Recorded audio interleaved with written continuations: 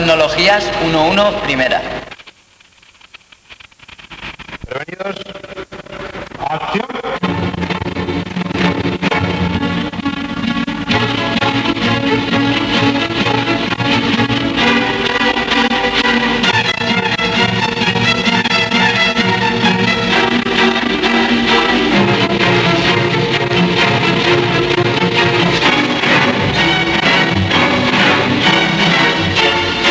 El hombre, desde sus primeros pasos por este paraíso hostil, ha acariciado la idea de que la máquina herramienta le aliviara de la esclavitud del trabajo.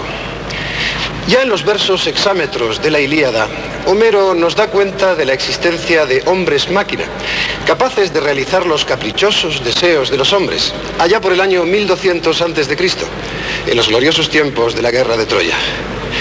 También sabemos que el dios Vulcano, inválido tras su caída del Olimpo, supo crear en su fragua seres metálicos, inteligentes y móviles que le ayudaban en su trabajo. Hoy, por fin, la máquina está entre nosotros. Una conquista que, vaya por Dios, con lo bien que iba. ¡Corten! ¿Pero qué pasa? Mi Sumimoto. ¿Tú qué? Mi reloj, que lo he puesto para que me avisara a las 11 y me ha avisado. A ver. Mira. No está mal, tu pequeña tecnología. Ya, pero nos ha chafado la toca. ¿Y cuánto vale? Las nuevas tecnologías han marcado de tal forma la década de los 80 que no es extraño que todos los medios de comunicación, prensa, radio, cine, y yo mismo ahora, a través de la pequeña pantalla, hablemos repetidamente de ellas. Unas tecnologías que han llegado tan lejos que hace solo unos años nos hubieran parecido ciencia ficción. No sé cómo será el programa de nuestro amigo que amablemente nos ha invitado a presenciar su primer día de rodaje. Pero lo que acaba de decirnos, antes de que sonara su cacharro electrónico, es cierto. La máquina, esa conquista del ingenio y del esfuerzo humanos, está aquí para quedarse con nosotros.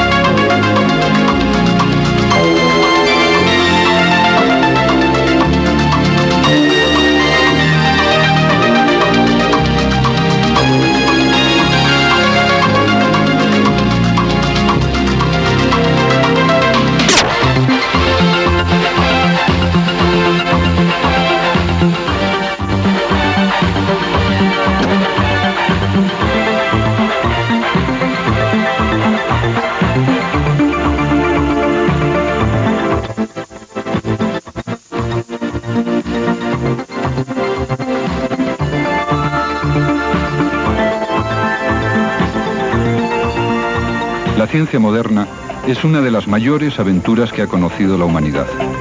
Los descubrimientos de las ciencias básicas están dando lugar a múltiples y poderosas tecnologías.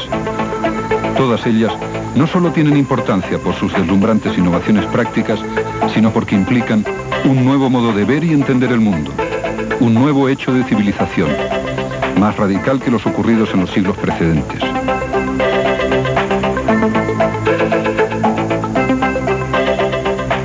A diferencia de una tradición humanista de siglos, es el pensamiento científico quien se constituye en el centro de la cultura contemporánea, y la técnica y la máquina se han convertido en el paradigma del progreso y la modernidad. Lo que no impide la curiosa ironía de que, en plena era de la racionalidad, sea precisamente la ciencia la que ha levantado un sinfín de actitudes irracionales. Una literatura de signo maléfico confunde al hombre de la calle, y aunque no se han cumplido las profecías de Huxley, Orwell o Bradbury, subsiste la idea de una humanidad esclavizada al servicio de un gran tirano tecnológico. El mito del terror a la máquina es uno de los temas constantes de la modernidad. Tan lejos ha llegado la tecnociencia que el hombre parece olvidar que la máquina es una construcción del hombre mismo, símbolo máximo de su creatividad.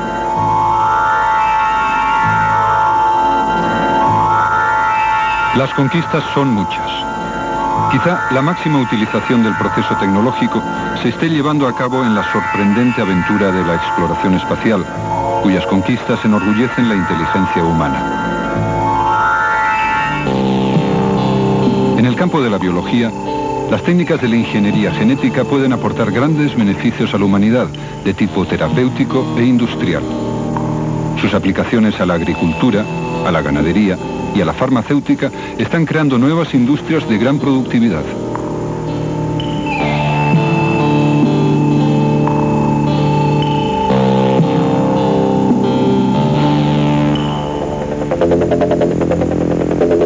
Las nuevas energías también juegan un papel clave, pues de sus avances depende el poder asegurar a toda la economía el suministro de energías que sustituyan al petróleo y a la nuclear. Precisamente la década de los 80 se cerró con la esperanza fallida de lograr la fusión fría.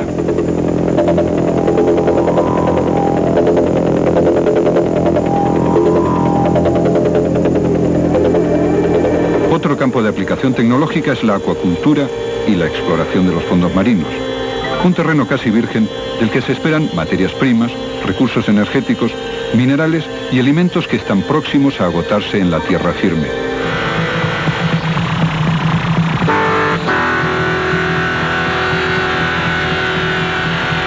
Pero hoy por hoy es el sector de la microelectrónica, dentro de la física del estado sólido, el que tiene un presente deslumbrante.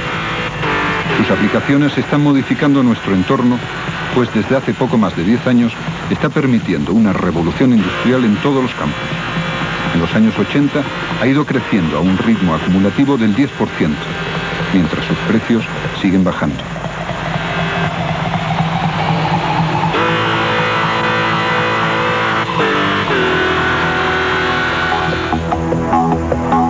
Y por supuesto, las tecnologías de la información, la informática y las telecomunicaciones, con su base en microelectrónica, se han convertido en un sector de altísimo desarrollo.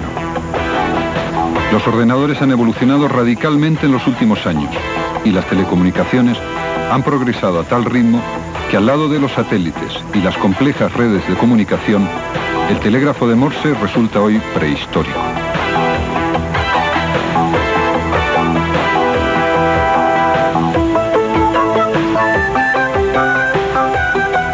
Los nuevos retos son la televisión de alta definición, el vídeo interactivo y las comunicaciones de banda ancha.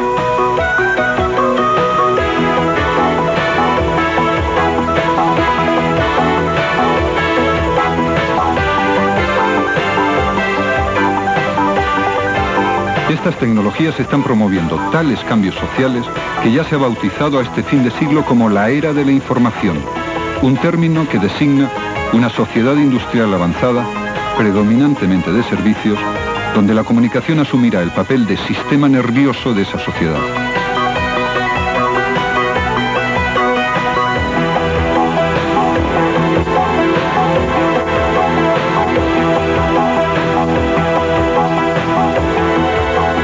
De todo ello vamos a hablarles en este capítulo, especialmente de la repercusión que tendrán, que ya están teniendo, las nuevas tecnologías en la vida cotidiana, transformando nuestra manera de comunicarnos, de trabajar, de aprender, de divertirnos.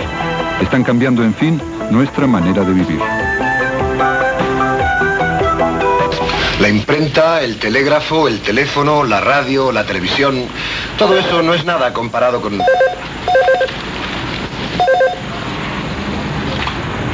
¿Sí? Yo soy Vicky. ¿Qué tal, Vicky? Pero hombre, que llevamos más de una hora esperándote. ¿Qué ha pasado? ¿Te has dormido? ¿Dormido yo?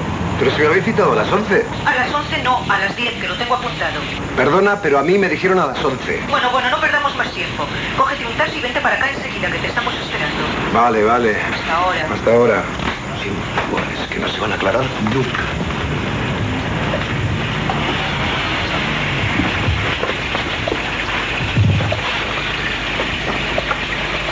Contestador automático del 542-2612. Siento no poder atenderte en este momento. Estaré en el 715-6200. La era de la información, que solo está en sus comienzos, es la revolución más importante desde hace 500 años, cuando Gutenberg inventó la imprenta. Y hoy se discute si significa la promesa de una nueva y venturosa cultura, un estadio superior de civilización y libertad, o la amenaza de una pesadilla electrónica, convulsa e invasora, donde el control social y personal sea el tributo que debamos pagar por el progreso.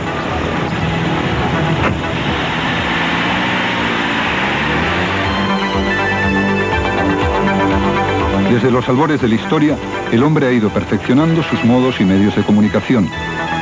Con la invención de la escritura, el papiro, el pergamino, el códice medieval, el papel, se llegó a la gran revolución de la imprenta, el libro y la prensa, que produjo un importante cambio en las sociedades del mundo occidental. 4 siglos más tarde, la segunda revolución vendría de la mano de las telecomunicaciones, telégrafo, teléfono, radio, que extendieron la comunicación a las grandes masas.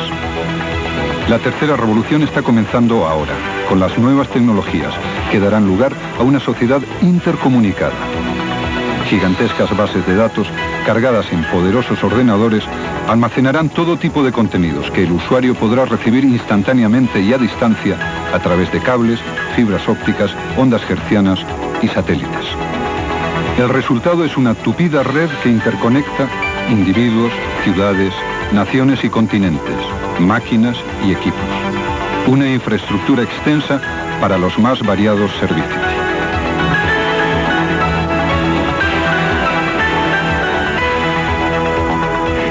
El demonio tecnológico capaz de conseguir semejantes mutaciones, ya lo hemos dicho, la microelectrónica y su fantástico universo. ¿Ven ustedes este diminuto dispositivo? Espero que sí. Es un chip, una pulga electrónica, el centro mismo de la revolución industrial de nuestros días. Pequeño, ¿verdad?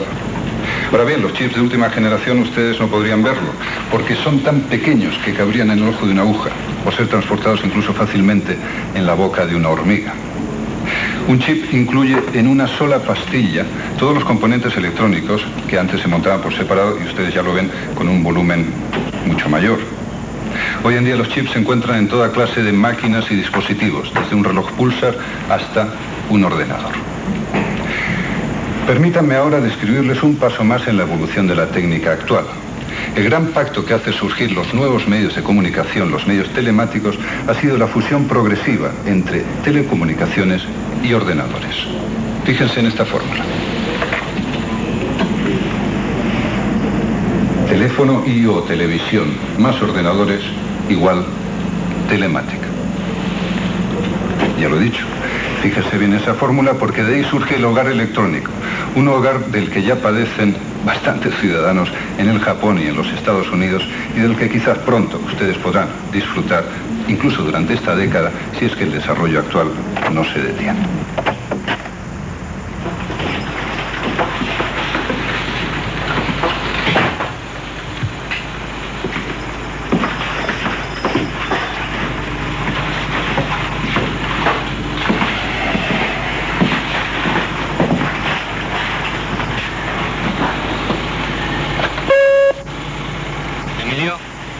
Emilio, ¿puedes coger el teléfono?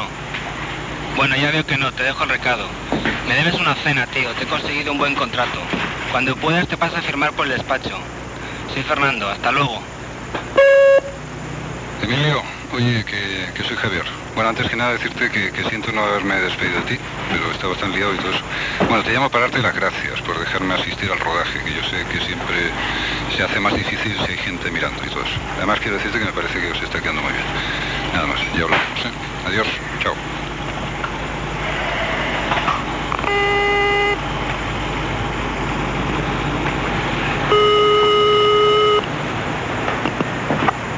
Diga.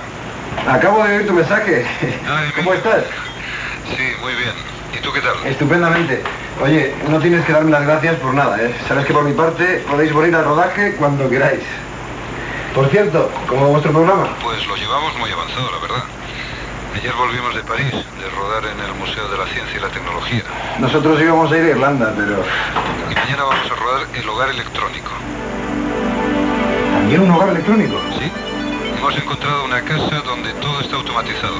Das una palmada y se encienden las luces. Pero eso no es nada. Hemos encontrado también un hogar informatizado.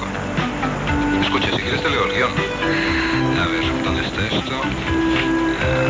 Aquí, dice. Te lo voy a leer, ¿eh? Al levantarse, usted recibirá las noticias de la radio, los múltiples canales de la televisión convencional y la televisión por cable. Además, su teletexto le tendrá puntualmente informado de las noticias del día, del estado de las carreteras, de la predicción del tiempo. Como usted tendrá un puesto de trabajo electrónico, podrá ponerse inmediatamente a trabajar en su propia casa, tecleando sus textos en su ordenador y consultando algunos datos en su videodisco.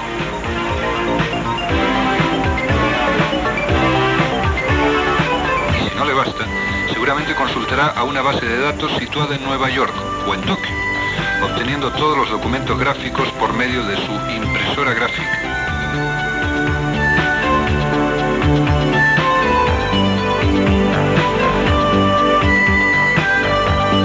Pedirá también un Logical para hacer un tratamiento de datos, que cómodamente le cargarán directamente en línea en su cuenta bancaria. Una vez concluida su tarea, se la enviará a su jefe por su videotex y este lo recibirá inmediatamente en su terminal y por el mismo sistema le enviará las correcciones.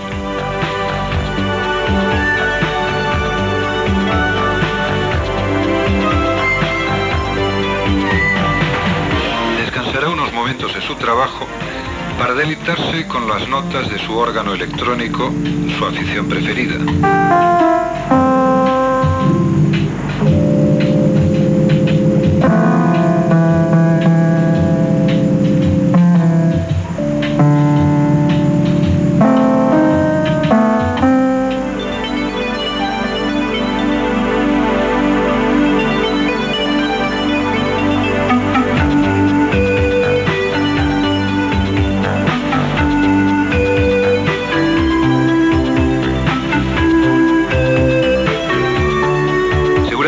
A comer fuera de su casa para desintoxicarse un poco de su hogar, pero antes habrá elegido el menú por videotext y habrá contestado los múltiples mensajes de su correo electrónico dirigidos a usted, a su esposa e hijos.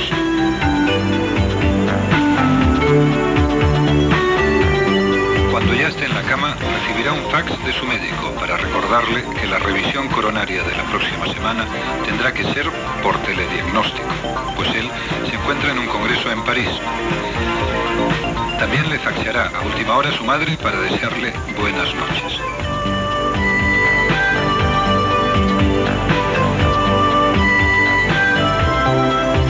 Bien seguro de que la telealarma de robos y la teledetección de incendios le protegen, se dispondrá a dormir. Lo mismo que yo. Y ahí acaba la secuencia. Oye, no está nada mal ese paraíso electrónico. ¿De los robots no vais a decir nada? Sí, pero eso ya es otra secuencia. Por cierto, no sé si te lo dejé grabado en el contestador, pero mañana hay un programa sobre las nuevas tecnologías en la tele. ¿A qué hora? ¿A qué hora? Espera, voy a mirarlo.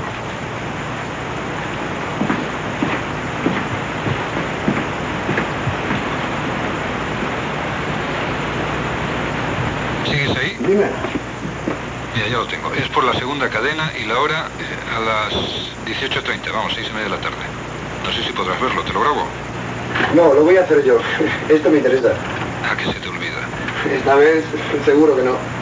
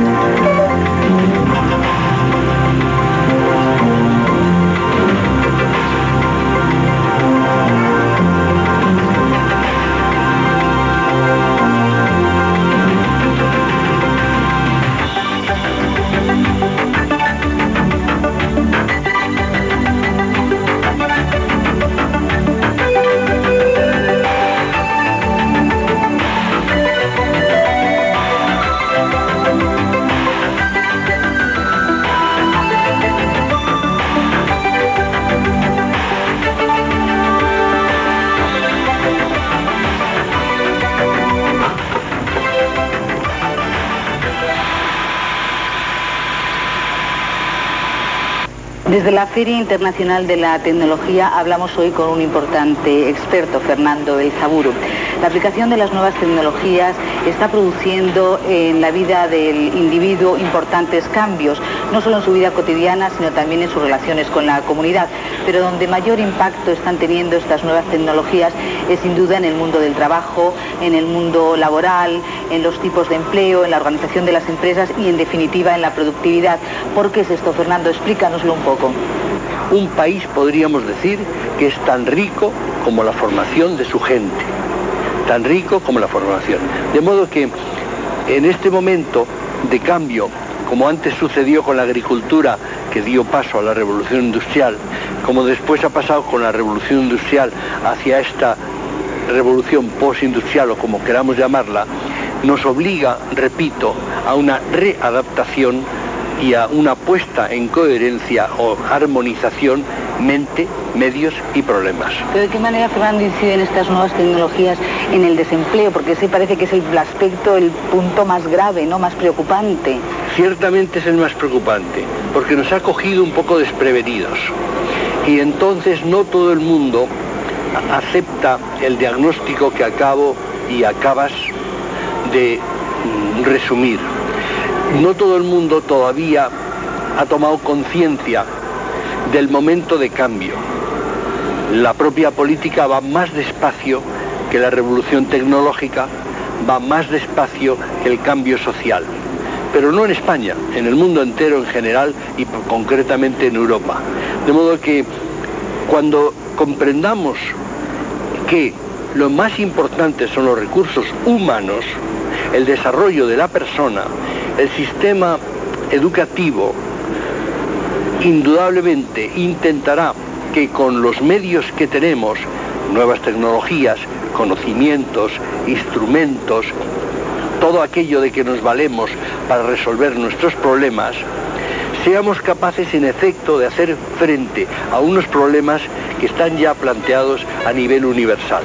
Esperemos que sea así, Fernando. Muchas gracias por haber estado hoy con nosotros. A vosotros siempre.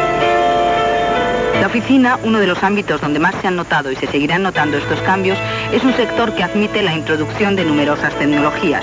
Todas ellas evitan tareas repetitivas y aumentan la eficacia y la productividad, además de eliminar para siempre algunos trabajos de despacho y modificar otros.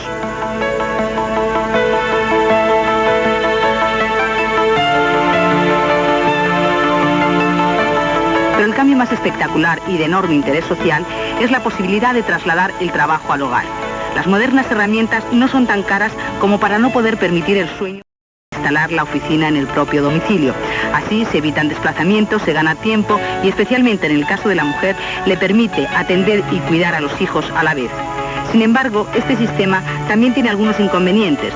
De momento parece que no va a proporcionar a los empleados mayor libertad, pues el control de la empresa puede incluso aumentar, ya que la conexión telemática hogar-empresa posibilita un verdadero teleseguimiento de los empleados. Pero el aspecto más problemático de la introducción de las nuevas tecnologías en el trabajo es su incidencia en el desempleo. A pesar de que estas tecnologías tienen mucho que ver con el desarrollo económico y son la mayor esperanza para superar la actual crisis mundial, puesto que las máquinas reducen los costes y aumentan la productividad, también fatalmente arrojan de sus puestos a muchos trabajadores. Afortunadamente, estas tecnologías como industria crean también muchos puestos de trabajo, pues constituyen un sector que crece a un ritmo ya comparable a la industria del automóvil y del acero. Pese a que Europa supone un mercado potencial comparable al de Estados Unidos y Japón juntos, la industria europea se caracteriza por la falta de competitividad frente a estas dos potencias, debido principalmente a la baja inversión en investigación y a la disgregación de la política industrial de los diferentes países que caminan por separado. Afortunadamente, en la Comunidad Europea existe la voluntad política de modificar estos comportamientos de las empresas y los gobiernos de cara al mercado único del 92 y lograr la cooperación de empresas, universidades y centros de investigación para que desarrollen conjuntamente las nuevas tecnologías. Los programas comunitarios de cooperación tecnológica y de investigación y desarrollo, como Eureka, Sprit, RACE, BRITE, contribuirán sin duda a la recuperación de la competitividad de la industria europea. España, cuya dependencia tecnológica es proverbial, está haciendo un claro esfuerzo. el Instituto Nacional de Industria y la compañía telefónica abordaron a finales del 89 la reordenación del sector electrónico e informático en consonancia con la política comunitaria y participa asimismo en los proyectos europeos de investigación y desarrollo.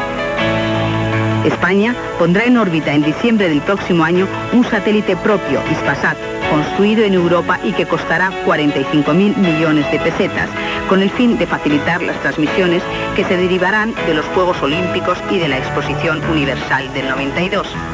Y esto fue todo por hoy en nuestro programa. Como siempre, les esperamos la próxima semana en una nueva cita con las nuevas tecnologías.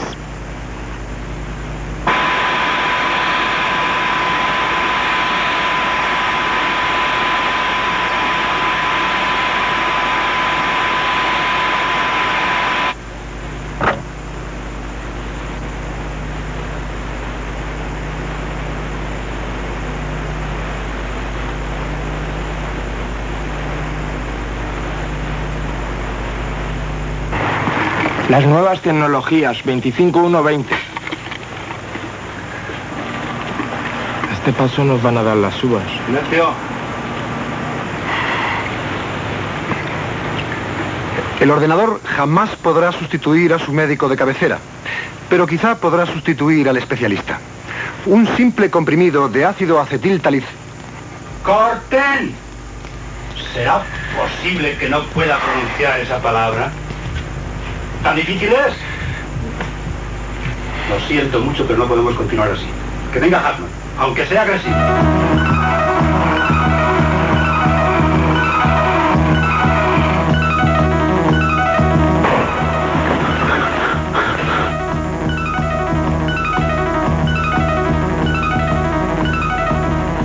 Pues mira, en la enseñanza pública, que es el medio en el que yo me muevo y conozco, se está incorporando como EAETP la informática y el Ministerio está dotando de equipos informáticos a los centros, pero sin embargo en cuanto a la enseñanza asistida por ordenador en las distintas materias, ahí la cosa va bastante más lenta, probablemente por falta de software educativo adecuado al aula, ¿no? Una pregunta, se habla mucho de cómo la utilización de los ordenadores está ayudando a la gente joven, vamos, a su desarrollo, ¿no?, de su capacidad cognitiva, espacial, etcétera. ¿Esto es cierto? ¿Hasta qué punto es? Bueno, es cierto que la máquina desarrolla ciertas capacidades, ciertas destrezas, facilita el análisis, facilita la síntesis, la percepción visual, pero siempre y cuando el programa sea bueno y siempre y cuando sepamos manejar adecuadamente la máquina. Y que no se le dé... Útil, es una herramienta útil, pero es una más en la enseñanza, ¿no? O sea, que no se le da la importancia que algunos querrían darle. Creo que ha de ser complementaria a un buen libro de lectura. Oportuno. El mensáfono. Mira, son tus compañeros de televisión que quieren hacerme otra entrevista. Pues sí, no me extraña nada. Últimamente todo el mundo quiere hacer reportajes sobre nuevas tecnologías. El ordenador jamás podrá sustituir a su médico de cabecera, pero quizá podrá sustituir a los especialistas. Hay sistemas expertos en medicina, máquinas inteligentes que ofrecen la asistencia propia de los expertos humanos, como el Internist, creado en 1975 y programado para medicina interna, o el MICIN, experto en enfermedades infecciosas, que realiza diagnósticos y propone tratamientos. En el campo de la sanidad, el ordenador tiene enormes posibilidades. En el diagnóstico, por ejemplo, puede procesar todas las pruebas y síntomas, radiografías, análisis, historial, que es lo que hace el médico cuando elabora un diagnóstico. ¿Corta? Oye, por mí ha valido. Seguiremos rodando el mismo salario. Ya lo han oído ustedes. Una de las principales aplicaciones de la informática se lleva a cabo en la medicina, pero el ordenador también se utiliza en muchos otros campos: pintura, dibujo, arte, vídeo, cine. Veamos alguna de estas aplicaciones en detalle.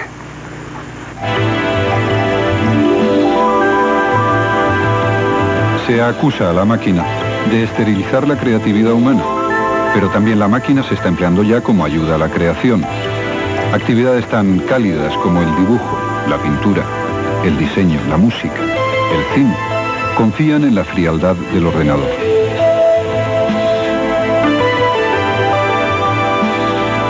Es el videoarte, sobre todo, quien se beneficia más de la ayuda del ordenador. Cabeceras, efectos especiales, publicidad, imágenes inimaginables nacidas del cálculo de ordenadores en colaboración con el vídeo, inventan un mundo mágico. Son las imágenes llamadas de síntesis. Estados Unidos y Japón van por delante en este campo, pero también Europa y España conocen el secreto. En nuestro país existen estudios digitales especialmente dedicados a las técnicas de postproducción para el tratamiento de videoclips, cabeceras de televisión e investigación de nuevas formas de televisión. Uno de los proyectos más avanzados en los que se está trabajando en España dentro del programa Eureka es la generación de decorados y fondos sintéticos hechos por ordenadores incorporados a los programas de televisión. Todo esto y mucho más será posible porque la informática se desarrolla a un ritmo veloz. ¿Hasta dónde vamos a llegar? En apenas 35 años, los ordenadores han llegado muy lejos en 4 generaciones. Aunque los primeros eran muy complicados y solo accesibles a expertos, ahora en cambio cada día son más pequeños, rápidos y baratos. Según los cálculos de los especialistas, en 1980 se hallaban en funcionamiento en el mundo más de 250 millones de microordenadores y se calcula que esta cifra será hasta 10 veces mayor en el año 2000. En la década de los 80 se dio el paso decisivo para llegar al gran sueño del ordenador inteligente, con la deslumbrante experiencia japonesa de los ordenadores de 5ª generación, aún sin culminar. Estos ordenadores serán máquinas capaces de emular actividades intelectuales del hombre. Podrán trabajar en lenguajes naturales muy próximos a la comunicación humana, manipular símbolos en lugar de depender del cálculo numérico, pero no serán máquinas pensantes, como ya se les llama.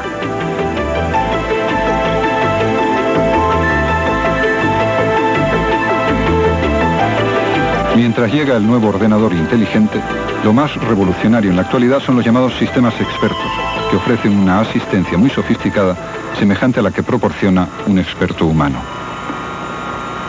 A la gente le inquieta pensar que las máquinas lleguen a ser más competentes que ellos mismos y les puedan quitar trabajo, pero la verdad es que la mayoría parece dispuesta a dejarse seducir por su inteligencia, aunque ésta sea a veces engañosa. El más famoso ejemplo de lo que se ha dado en llamar, quizá con excesivo rigor, comunicación estúpida entre hombre y ordenador, es el programa ELIZA, un sistema experto que imita a un psicoanalista de la escuela de Rogers. ELIZA consiguió con 4 trucos que la gente se entusiasmara con sus capacidades terapéuticas. Vamos a ver cómo funciona.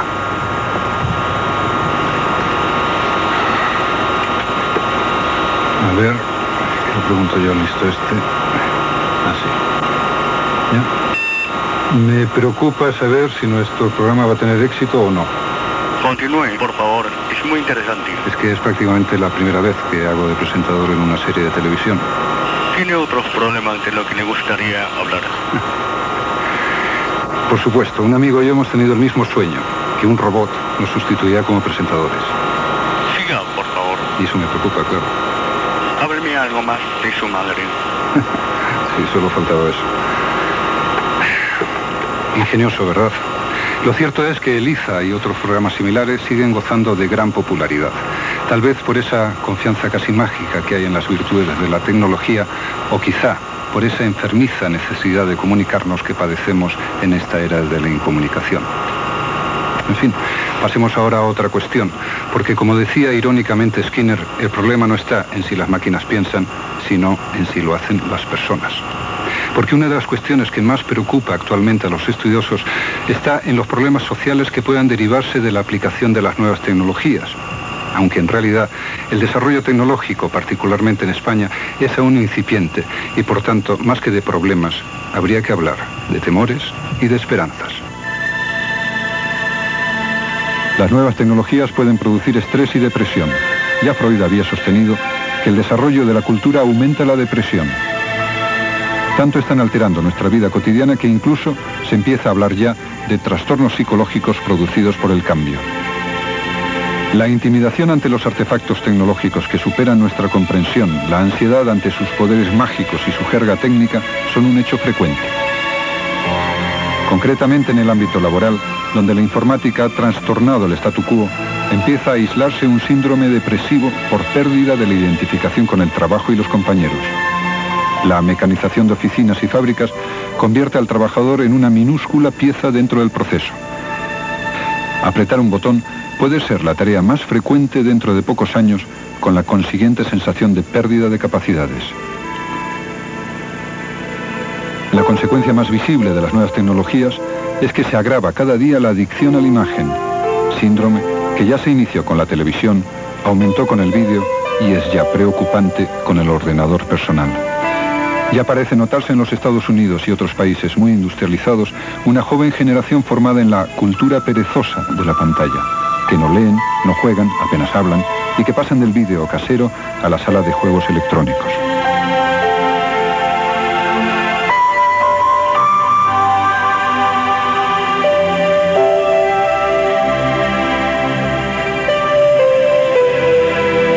El tema más clásico en torno al hogar electrónico es la tendencia hacia la individuación y el relativo empobrecimiento de la vida social, derivado del consumo masivo de información, servicios e imágenes sin necesidad de salir del hogar.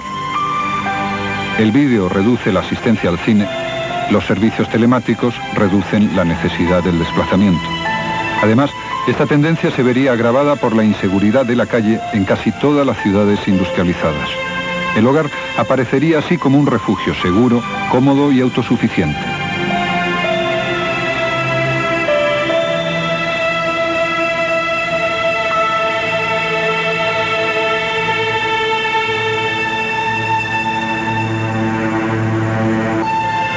Otra consecuencia que ya empieza a captarse es un gran desfase generacional con respecto a la asimilación y utilización de las tecnologías.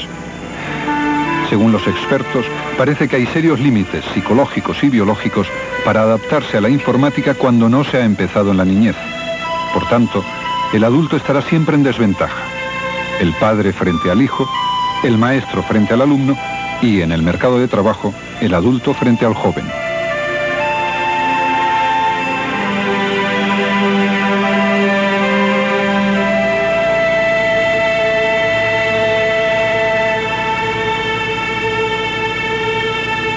Otro de los problemas se refiere al aumento de las diferencias sociales y de sexo. El acceso temprano a una formación tecnológica adecuada es hoy por hoy limitada a las élites. De este modo, las clases inferiores no contarán, de momento, con la herramienta profesional más importante del siglo XX. Igualmente, las mujeres están quedando discriminadas en la cultura tecnológica, que llega con una aureola masculina, de acuerdo con la tradición de la ciencia y la ingeniería. El número de niñas que aprenden esta materia es considerablemente menor, y los juegos y los softwares educativos destacan valores predominantemente masculinos.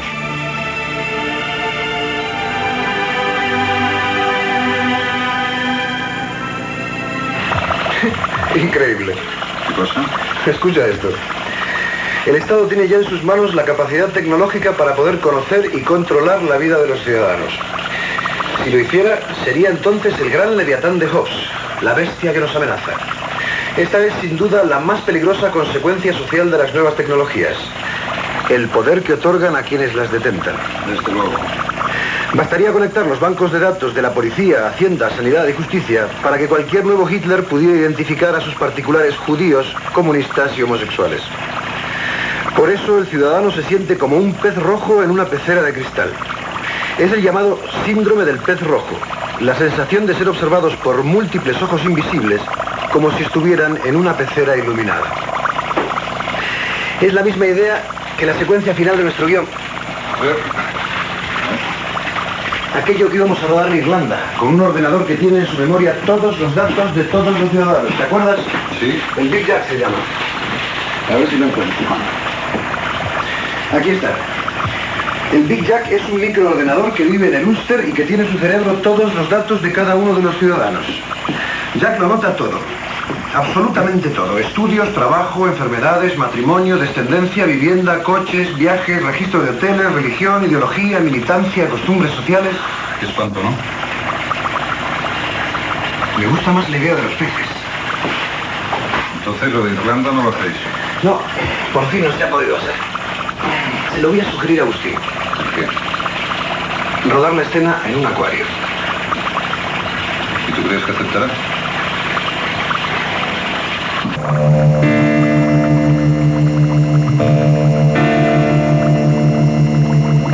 si viviera sumergido en una transparente pecera de cristal, el hombre moderno permanece indefenso y vigilado. Y en plena era de la comunicación, se siente aislado, inseguro, escéptico, insolidario y solo. Ese es el otro rostro del progreso. El peligro siempre acechante de que la ciencia y la técnica sean utilizadas perversamente y terminen por ser una amenaza para la humanidad.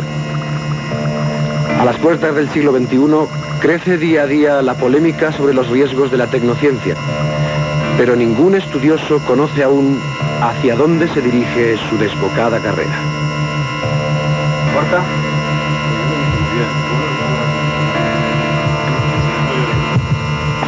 Yo creo que está valido, ¿no, Benito? Esto es lo bueno, ¿no? Sí, sí.